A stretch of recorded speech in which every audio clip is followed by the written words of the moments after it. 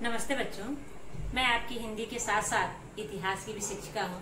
इसलिए आज मैं आपको इतिहास की तरफ ले चलती हूँ कि इतिहास की उत्पत्ति कैसे हुई, इतिहास किसे कहते हैं, इतिहास में क्या किसका समावेश है, इतिहास के जनक कौन है, इतिहास को कितने भागों में बांटा गया है और इतिहास के स्रोत अर्थात साधन क्या है।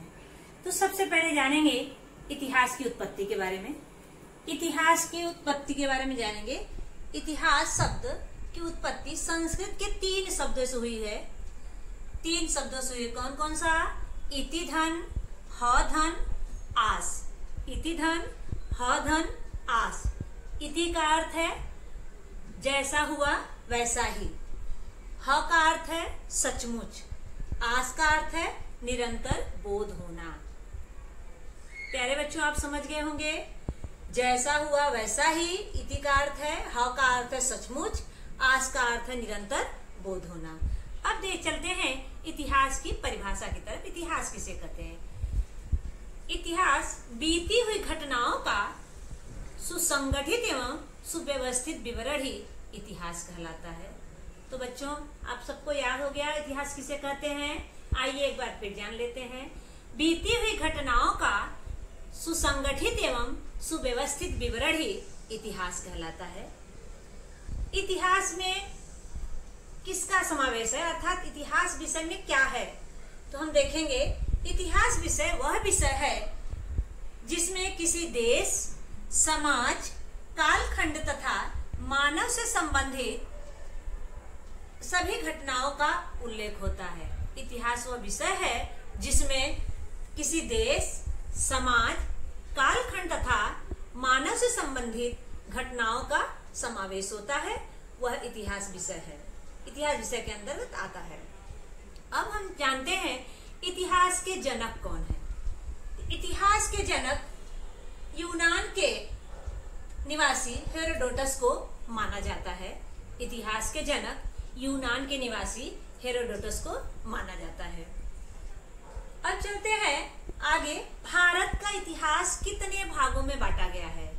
तो प्यारे बच्चों, हम पहले पढ़ते थे भारत का इतिहास कितने भागों में बांटा गया है? 3 भागों में बांटा गया था।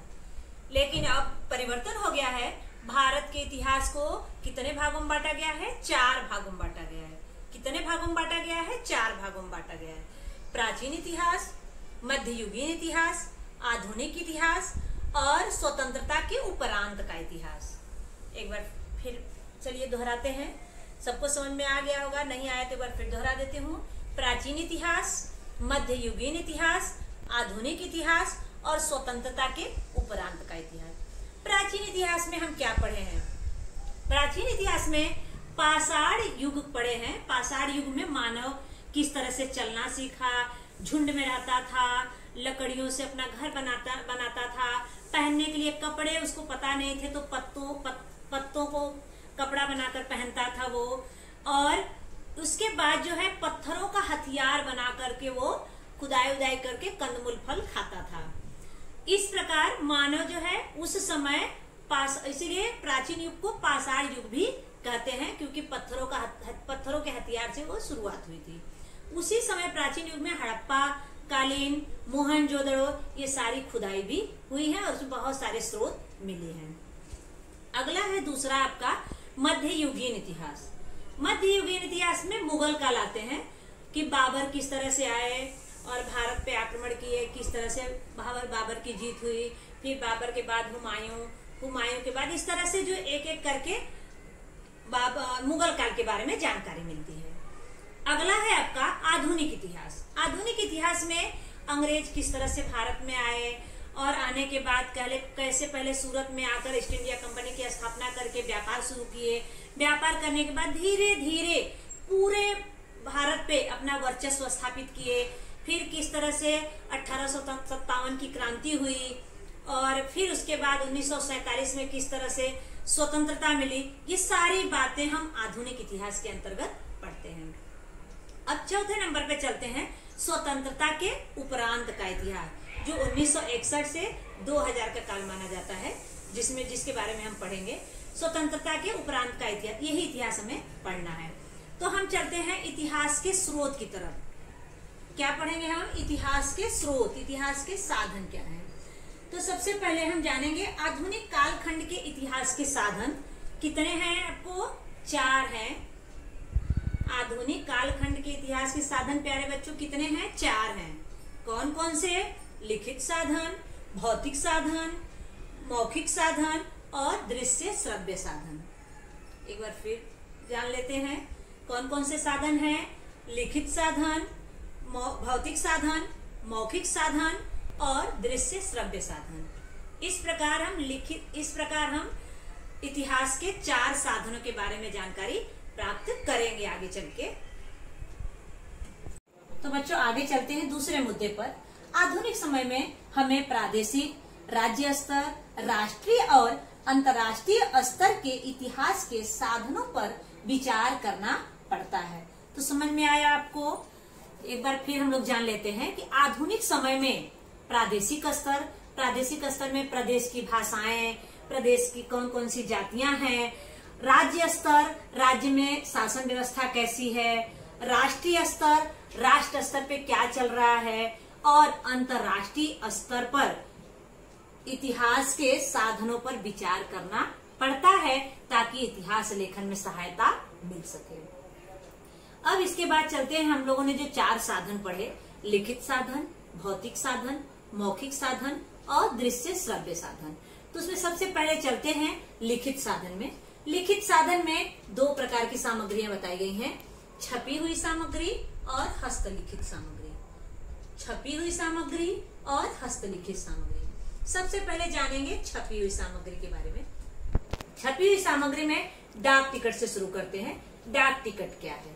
तो डाक टिकट भारत सरकार ने 1977 में जाल कूपर नामक डाक टिकट का प्रकाशन करवाया था। डाक टिकट स्वयं कुछ नहीं कहते, डाक टिकट स्वयं कुछ नहीं कहते, इतिहासकार उनसे बुलवाते हैं।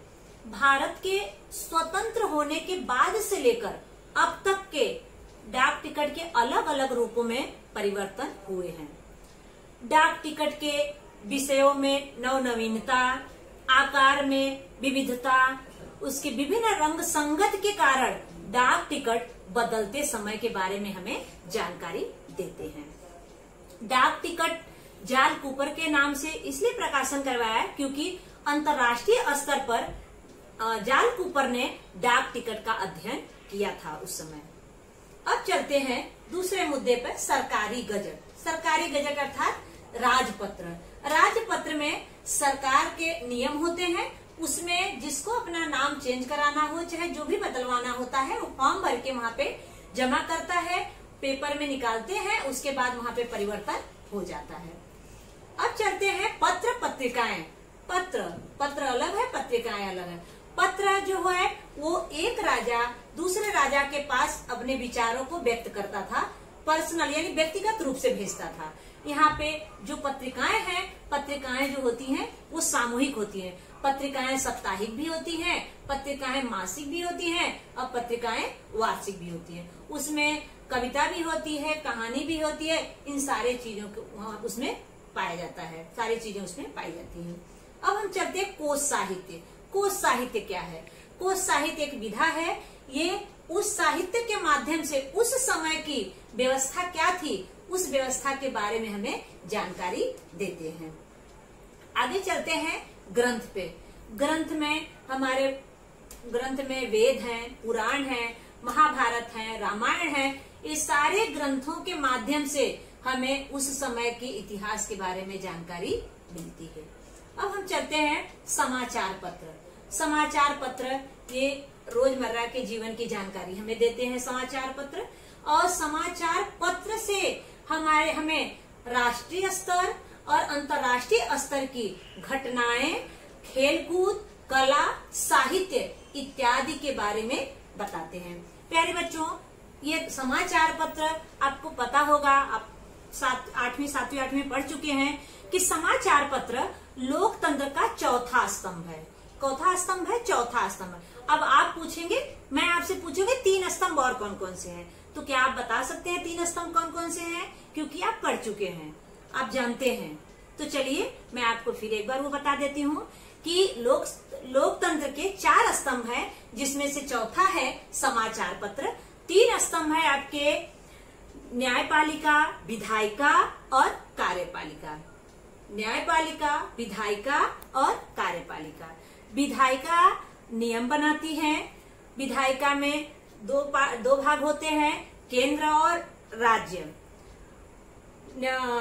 न्यायपालिका में भी एकीकृत होती है, वहां पे कनिष्ठ न्यायालय होता है, उच्च न्यायालय होता है और सर्वोच्च न्यायालय होता है। अब चलते हैं कार्यपालिका। कार्यपालिका में केंद्र होता है और राज्य होता है। केंद्र में राष्ट्रपति होते हैं, प्रधानमंत्री होते, राष्ट्रपति होते हैं, उपराष्ट्रपति होते हैं, प्रधानमंत्री होते हैं और मंत्रिमंडल होता है। इसी प्रकार राज्य में आपके राज्यपाल होते हैं, मुख्यमंत्री होते हैं और उनका मंत्रिमंडल होता है। इस प्रकार न्यायपालिका, विधायिका और कार्यपालिका। अब ये करते क्या है? जो विधायिका होती है वो नियम बनाने का काम करती है और कार्यपालिका जो है उसको कार्यान्वयन में लाती है, यानी उसको परमिशन देती है। यदि उनको वो लागू करने में समस्या होती है तो न्यायपालिका जो है उसमें सहयोग करती है, सपोर्ट करती है। तो ये आपके 3 स्तंभ कौन कौन से हो गए? न्यायपालिका, विधायिका और कार्यपालिका।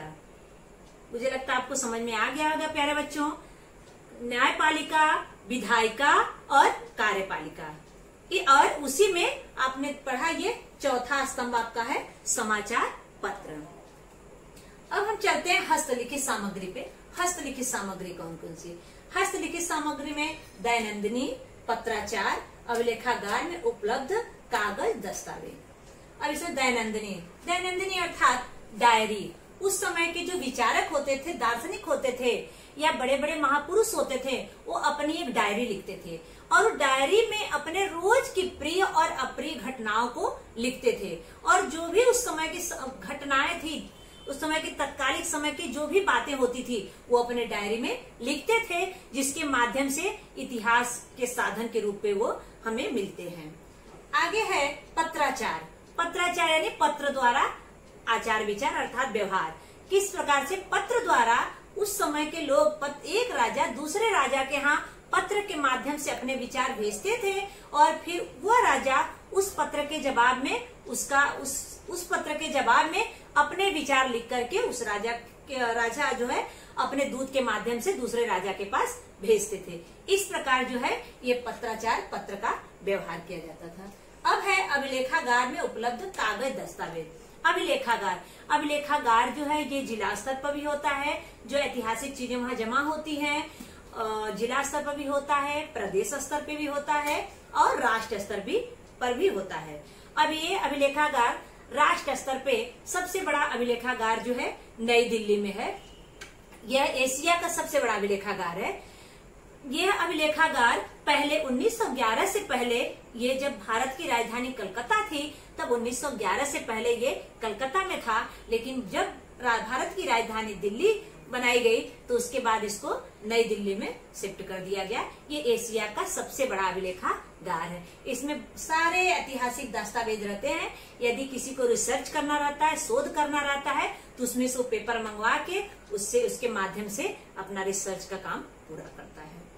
अब हम चलते हैं छापा प्रसार माध्यम। छापा प्रसार माध्यम क्या है? तो ईस्वी सन 1961 से 2000 की कालावधि में समाचार पत्र जैसे छापा प्रसार माध्यम का महत्व था। उस समय समाचार पत्र ही सबसे अच्छा माध्यम था जो जन जन तक अपनी बातों को पहुंचा देता था। लेकिन भारत में उदारीकरण के प्रारंभ, और अब कहेंगे उदारीकरण क्या है, तो सरकार ऐसे नियंत्रण में ढील देना या छूट देना जिससे आर्थिक विकास को बढ़ावा मिले। ऐसे नियंत्रण में ढील देना या छूट देना जिससे आर्थिक विकास को बढ़ावा मिले। तो भारत में उदारीकरण के प्रारंभ और इंटरनेट, अंतरजाल का चारों तरफ प्रचार प्रसार प्रारंभ हुआ, अतः छापा माध्यमों का विकल्प उपलब्ध हुआ। यद्यपि ऐसा हुआ, फिर भी छापा प्रसार माध्यमों की सामर्थ्य अभी भी बनी हुई है। अब इसमें बताया गया 1961 से 2000 के बीच छापा माध्यम जैसा कोई भी चीजों का महत्व नहीं था। छापा प्रसार माध्यम ही था जो जन जन तक अपनी बातों को, लोगों को रोज की या जो भी समसामयिक घटनाएं थी उसके बारे में उनको जानकारी मिलती थी। जब भारत ने उदारीकरण की नीति अपनाई तो उसके बाद भारत में इंटरनेट आया, अंतरजाल आया। लेकिन इतना तो हुआ कि छापा प्रसार माध्यम का एक विकल्प और आ गया, मतलब हमें इंटरनेट के माध्यम से भी बहुत सारी जानकारी मिलती है। लेकिन वह आने के बाद भी छापा प्रसार माध्यम का महत्व कम नहीं हुआ, आज भी उसका महत्व है। आज भी हम रोज दिनचर्या की बातों को जानने के लिए न्यूज पेपर या समाचार पत्र लेते हैं और उसके बारे में जानकारी प्राप्त करते हैं। तो आगे जो भौतिक साधन, मौखिक साधन और दृश्य श्रव्य साधन है उसको हम लोग अगले वीडियो में पढ़ेंगे। धन्यवाद।